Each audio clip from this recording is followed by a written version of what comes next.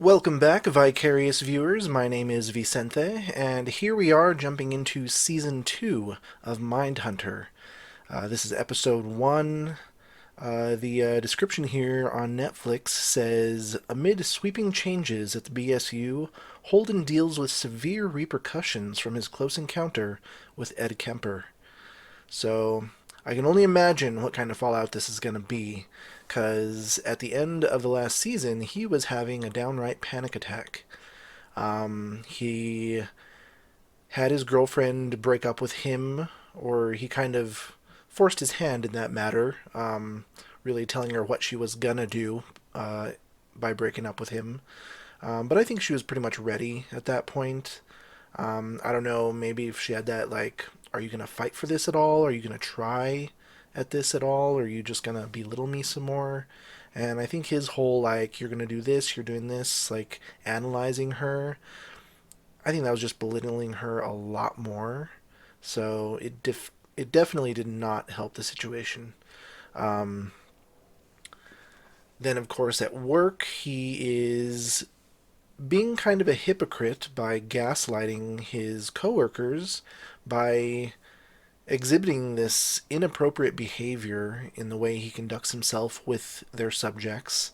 But then, when people express that this is not appropriate, this is not going to help us in the long run with our research, it's going to degrade our image in the eyes of our superiors and the public should any of this get out. And you really need to change your behavior and become more professional in the way we handle ourselves. But of course, he's like, but I'm getting results, but it's working, but I'm catching killers. And really putting on them, it's like, this is your problem, you're just too sensitive for this kind of subject matter. And it's really not helping a situation. But then finding that because of this way that he's endeared himself to these killers, Ed Kemper has made him his proxy or something, like his emergency contact. Apparently he tried to kill himself, and he used that as a way of like, hey, I'm still here, I'm trying to get your attention. He's sending him cards, he's considering him a friend, and when he found himself alone in a room with this ruthless killer who's now pulling him close and giving him a hug, like, I think it really all started to set in what he was doing, and he didn't know how to handle it. His first instinct was just to run, and he had a panic attack, and he just couldn't take it all. Um, it did look like one of the nursing staff was picking up the phone, so I can only imagine that they probably were notifying either their superiors or his superiors. How are they going to handle this kind of situation? The fact that he's in having a panic attack in a hospital, of course, they're probably going to get him a bed. Who is his emergency contact? Who are they going to call to come see him? This is most likely going to get to his superiors if the nursing staff didn't directly call them. Um, so we'll see how that goes. I think he's going to really have to reevaluate the way he conducts himself at work. As for this Park City killer, thank you, Charlene, in the comments of the last episode for pointing out that they were just kind of peppering it through little clues here and there for like who this killer might be. Yeah, in hindsight, that is clever. It's leaving little clues. We're supposed to be the detective in this, and it gave something for people in between seasons to ponder and look over and guess at. Um, Thankfully, I don't have to wait like a whole year for another season. So hopefully, we start to get some answers with this killer. In the moment, I just thought, like, for how much they were like putting him in, like, I think there were maybe only like 2 or 3 episodes where they didn't have him entirely, but he was pretty much like given a few minutes here and there for almost every other episode. So I was figuring that the season was building up to more with him, and then when we just didn't get much more, I was like, really? um, But yeah, I'm thinking now maybe he will be the big bad of season 2. He's started on his path and bodies will start popping up, and maybe we'll have that like big chase. They're trying to figure out who he is before his next victim. How many victims will he have before they finally catch him? Um, will this be kind of a situation where Ed Kemper is their Hannibal Lecter and they're picking his brain to help them catch this new killer on the rise? A little Silence of the Lambs type of scenario. And Holden is the Clarice, but he's not as composed as she ever was. So let's jump right in. I'm interested to see how season 2 shapes up. Oh, and before I forget, this season will be the first season of Mindhunter where I do my full reactions, which I will be releasing on my Patreon. So if you do want to see my full reactions, head over to the link provided in the description below. For $6, you can have access to all of my full reactions for WandaVision, Falcon and the Winter Soldier, the new Mortal Kombat movie that just came out recently, the continuing releases of Mindhunter from here on, and hopefully Season 3 if that's coming out sometime soon. Fingers crossed. And also the new Army of the Dead movie that just came out on Netflix by Zack Snyder. I think I may react to that right after this. So if you do want to see my full reaction to that before I drop my edited version on YouTube, then go ahead and check it out. I also have some cheaper like $1 and $2 tiers. If you don't want the full reactions, but you just want to drop me a tip for my content so I can bring you more content, feel free to do that. If you're unfamiliar with Patreon, they do bill at the beginning of the month. So if you're joining my Patreon on like the 25th of a month, it will charge you again on the 1st. So if you want your full bang for the buck, make sure that you subscribe at the beginning on the 1st, and then you have a full month of checking out my content. I just want to give you that heads up because I know I have no control over their billing, and I don't want anyone being mad like, why are you billing me twice in only like a week? So heads up. It's also my birthday in less than an hour, so I'm in the High West having some rendezvous rye. Cheers. My second really uneventful birthday, but during a pandemic, it's the responsible choice. I'll drink at home and Netflix and chill. Is this dealing with Park City Guy again? I don't think I've ever heard this song.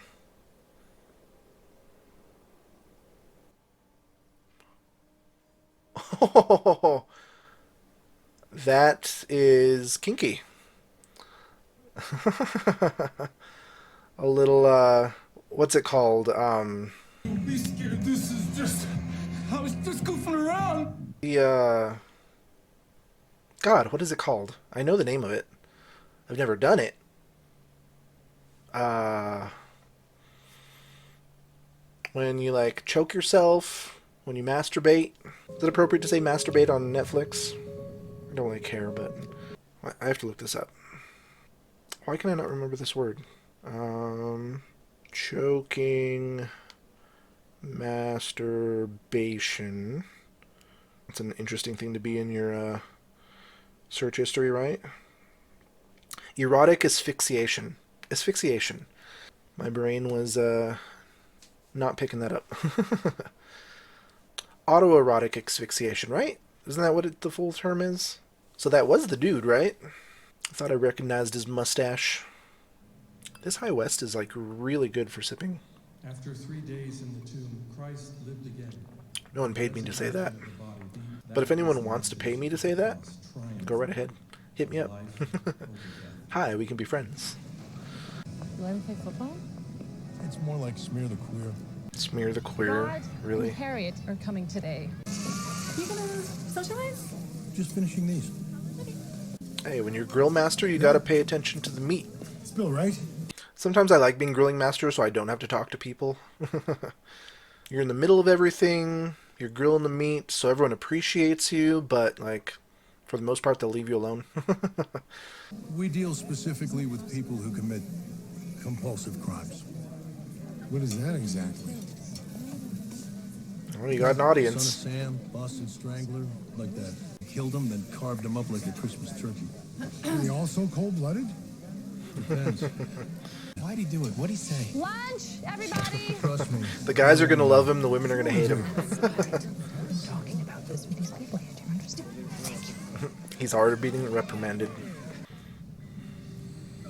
Vacaville? So big. You know, like some small text would be fine. It's easier to read. When it's so big, you're like, okay, zoom out. Marvel did that in a few movies too. I need to know you'll remain calm and I'll release you. Is he having repeated fits? You said probably about one of them. Catherine Bright. He never claimed her, but left a witness, her brother. Left a witness, He named 6 and or 7 victims. couldn't deal with a witness? You guess motive and victim. Bright was tied with similar knots, but she was stabbed, so we never been sure. Is this No, Park City? Love to hear what you come up with. Absolutely. Oh, Bill. Do they not know who Holden is yet? What? Congratulate me. I'm retiring. Really? What? Yes. That's, congratulations, sir. It's just the timing seemed... I've been mulling this for ages now. So who's the new boss? And how much Ted trouble Gunn, are they going to Assistant be? Director of Public Affairs in D.C. Public Ted affairs. Gunn. Not just an expensive suit. But if he's in public relations, he's not going to like their To optics. make our approach practice. When is all this? He's in Right public. now. Surprise! Why? As if we're right. Oh god, he's already listening. Sorry, I have to get to the end. It's fascinating. Special Agent Tench. Please, Bill. Should I cut Agent Ford loose?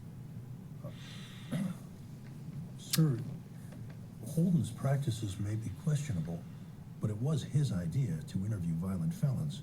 It was his, Instinct which guided you? He gets things out of sociopaths that polite methods just don't. It would diminish the promise of our work. That is precisely the way I see it. A rave review. I'd like to see Nice. a cold case call to the Okay. first call, and this young man's instincts be harnessed. Harnessed, sir? Anything about race once he's grown. Okay, we have a fan. This is going better than I expected already. I was thinking like someone coming in with bureaucracy, cutting corners. The car gives essential context to everything we do here. I hope this doesn't just seem too good to be true in the beginning. Oh, no hello? Shepard's retiring. Okay, heads up. That's Really? good. Anybody heard from him? No. You try calling his friends? So none of them know. And no, he doesn't really have friends. Except killers. You're my first patient to walk out of here in 25 years. It is a bit of a You can still dress yourself, can't you? existential crisis when your body, like, fails you for the first time. What can you tell me about Agent Ford and his role? Agent Ford is inspired, but he tends toward myopic and impulsive. And yet successful. I believe all great things are created in the place between method and madness, Dr. Carr. You feel that's reckless? No, it's just the first Hamlet reference I've heard since coming to Quantico. Well, thank you, sir. I'm waiting for the catch. What's the catch? He's gonna drop something on them at some point that they're not gonna like. And just feel it. There's gotta be a conflict there. After my first fainting spell, it was just nerve-wracking afterwards. It's like any dizzy spell, any like lightheadedness freaked me out for a while. You're just constantly afraid it's going to happen again. It's the stress and the anticipation. It doesn't help. He has to learn how to relax again. He's getting us Manson. Excuse me? Ted told me he's getting us Manson. How'd that happen? Manson doesn't really fit into the category of psychosexuals that we've interviewed. You're saying we shouldn't talk to the most infamous murderer of the 20th century? Manson never killed anyone. Kind of agree with Dr. Carr. We can't just go after the infamous. Before we move forward with anything, you sent the spec tape to OPR. I felt like we were getting him deeper into... Jesus Christ. I don't think Benedict Arnold gets a vote anymore. You must be Agent Smith. Sure. Oh. I'd like you all to know OPR has officially closed its inquiry. That's great news, sir. The new boss didn't really take much interest in Greg there. He was like, you're the least interesting of the bunch. What precipitated the episode? Here we go. I went to Be see honest. By yourself?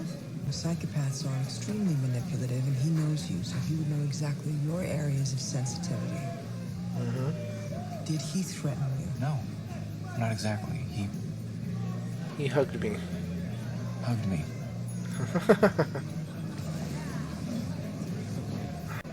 He hugged you?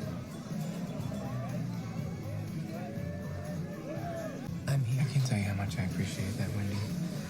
Because sometimes doing what I do, it's nice to know that there's someone there for me. Of course. Oh, did she just checking out the bartender? World War II as a decorated airman. If you start to see guys loosening their ties, get out while you can. That's probably when the inappropriate office flirting begins. Excuse me, everyone. If I could have This your was a attention, different please. time. Thank you. How about this? Huh? Is that like a spool of fishing line? Is that like a big thing?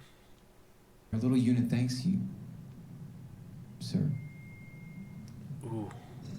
Ouch. Sir.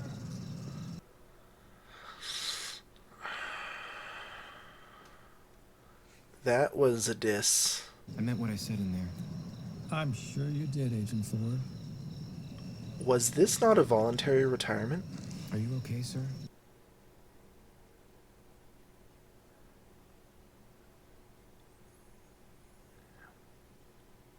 It's not voluntary. Do you honestly believe I'm retiring? You vain, glorious little shit. I'm being Damn. forced out because somebody has to take the fall for your insubordination, reckless lack of judgment, and titanic vanity. There it is. Responsibility. You really are incredible. Is all of that fresh-scrubbed earnestness just an act, or are you truly oblivious to the wreckage you leave in your wake? I survived a Cue war. the panic Streets of attack. Baltimore and Hoover. And I'm finally being finished off by you? Jesus, you really are a pussy. Sir, thought you'd forgotten your date. I was waiting for a ball to drop. Yeah.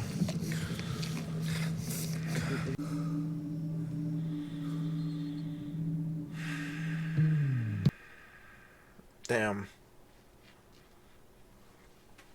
Alright. Well, shit. Yeah. I don't know why I didn't see that coming. I was thinking, like, retiring. Wow, like, he's getting out. Like, at first I was thinking, like, maybe he's getting out while the getting's good. Like, he could see the potential for disaster with Holden's behavior, and he was all like, you know what? I'm gonna leave on a high. It's alright. But yeah, that does totally make sense. The OPA investigation was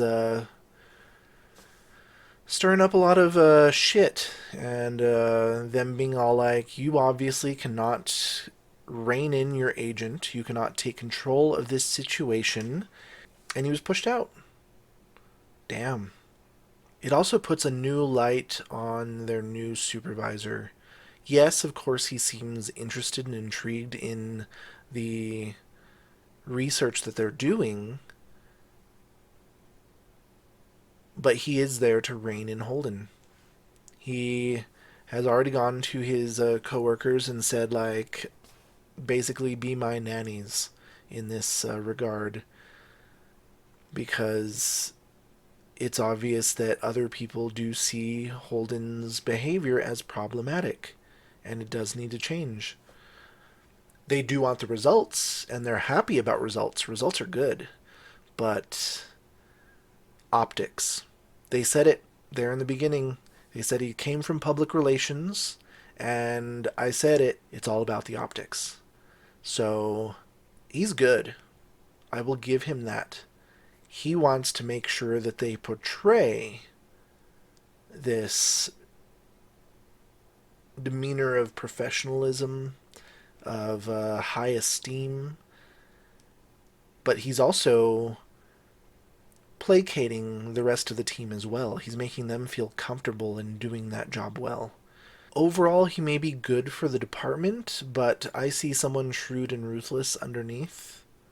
And I think eventually, if they do misstep, they may see how hard he can be. I don't think they're going to get someone so willing to cover up their mistakes in the future. I think there's going to be some real consequences if Holden missteps again, or if anyone else on the team does. Well, so we'll see how that plays out. It does suck that Holden is having these panic attacks too. It does suck. It's almost an existential crisis when your body fails you in a way that questions your control. As a kid, I've had like 5 episodes of fainting with minor seizure activity. MRIs, EKGs, EEGs, I've had them all. I'm not epileptic. I don't have any like heart problems, no brain or abnormalities.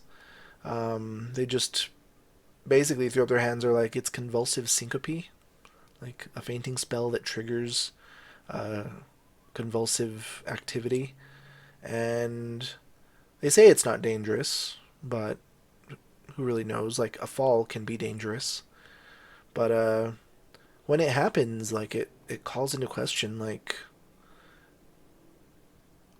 how your body can fail you, and that can be frightening. Like after an episode, there's always that like phase you go through where you're hyper aware, like every little like head spin, every wooziness, every lightheadedness, you're on edge. You're afraid. You're worried that it's coming again. It's going to happen again, and that fear and anxiety can just compound itself. They've never been that successive. I think like the shortest point between 2 episodes for me has been like a year. Between like the last one and the one prior to that, it was like 9 years, and now it's been like almost 15 years since my last one. And I mean, I hope that I never have one again, but of course, as you age, your body begins to deteriorate, and who knows, it may happen again someday. But at least at this point, it's happened enough that I like know the feeling.